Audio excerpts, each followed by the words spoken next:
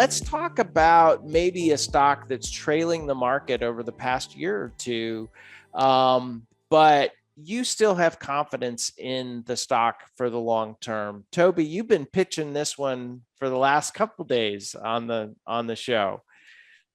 I have. I'm not entirely sure why. It's a company I mean, honestly, I don't know why it's come to mind recently. I own this company, owned it for a while, have been to the annual meeting several times. I'm talking about Markel, specialty insurance company. They also have a kind of a Markel Ventures, which is kind of a side operation where they make equity investments in non-public businesses, but fundamentally an insurance company. That's how they make their money. Uh, it's been lagging for a couple of years, especially coming out of the pandemic.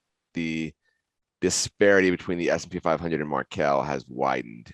If you look coming out of the pandemic lows back in March of last year, it's a solid company, though. It's a solid company with a good business, with great management. I think it's ultimately going to be fine. It has dramatically outperformed the S&P 500 going back to when it became public. But with the focus on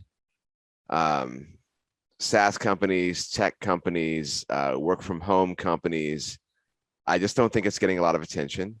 And especially, one, it's an insurance company, and it's not a brand new, recently public AI insurance company. So, you all know what I'm talking about there.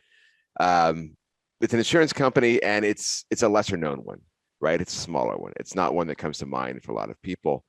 But I think it's worth investing in, and I think you'll see that gap narrow and perhaps Markel start beating the market again if we were to get into a recession or a slowdown of any kind. Yeah, I know Markel has pulled back. It's made a number of acquisitions in its history, and sometimes when it acquires a new entity, the market kind of punishes them for a while. I remember I went through when it bought another company in Europe, but it hasn't made any acquisitions since looks like 2018. So yeah, it's just, is this a case of the company's just not popular anymore with investors? It might be, right? I mean, for a while, it was pretty popular when they were talked about as a baby Berkshire. And it's very different than Berkshire Hathaway, but they kind of had that reputation. Insurance company that had a great chief investment officer who was investing in capital and doing a very good job of that. But, Berkshire's lost favor too. Value investing has lost favor. I guess people are just not hot on that model right now. And so it's kind of faded by the wayside. But there's nothing wrong with the business. It's a great company.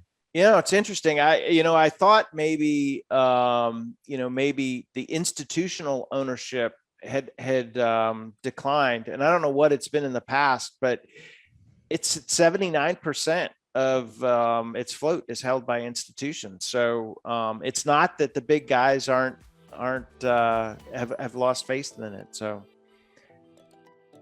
looking forward to this one, coming back and beating the market.